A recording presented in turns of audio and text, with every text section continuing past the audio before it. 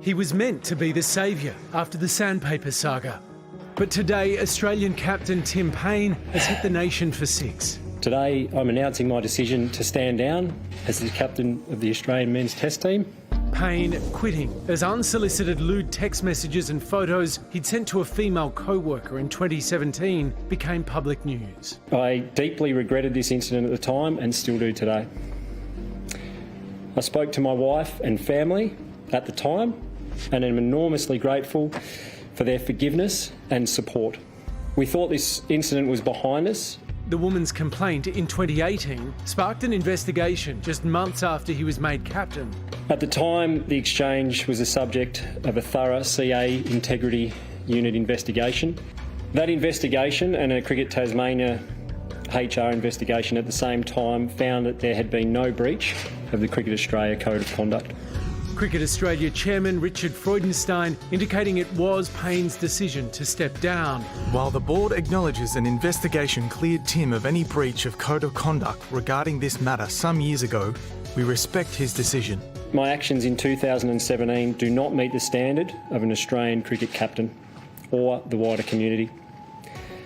I'm deeply sorry for the hurt and pain that I've caused to my wife, my family and to the other party. I'm sorry for any damage that this does to the reputation of our sport. The 36-year-old was set to lead Australia against England in the Ashes series in just 3 weeks. I do not want this to become an unwelcome disruption to the team ahead of what is a huge Ashes series. I've loved my role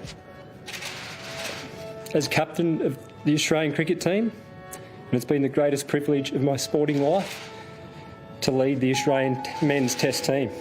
But despite his resignation, he hopes to be sporting the baggy green this summer.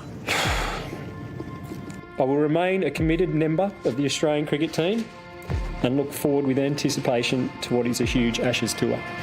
Thank you. Well, 10 News First reporter Nat Ioannidis joins us now. Nat, tell us, what do we know about the co-worker involved here?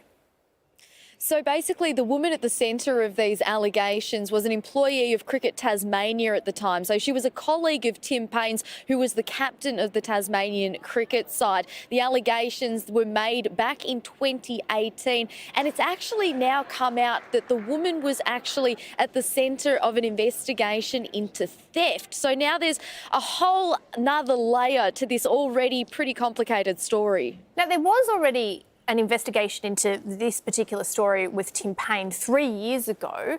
Why is it all sort of coming out and happening now?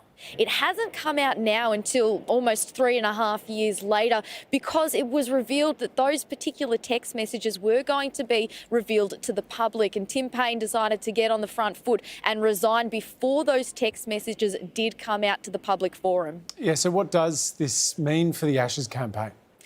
Well, you don't want any kind of disruption ahead of a big series, particularly one against England in Australia. So there is going to be some sort of turbulence there, but overall I think that the Australian cricket team will regroup quite quickly. Tim Paine isn't necessarily the best batsman in Australia. He might not even be the best wicket keeper in Australia. So on field it's not going to make a huge difference, but when you lose your captain in the lead up to such an important series, it's always going to have some sort of effect. Nat, do you think this is likely to trigger any larger investigations within Cricket Australia? I'll be very surprised if we see another investigation from Cricket Australia. They've already cleared Tim Paine of any wrongdoing back in 2018, and they did say that in a statement today, that he was cleared and that they will be looking for a new captain. So I'd be very surprised if we did see anything further with regards to this situation. All right, Nat, we'll leave it there. Thank you so much for your time tonight. Thanks, guys.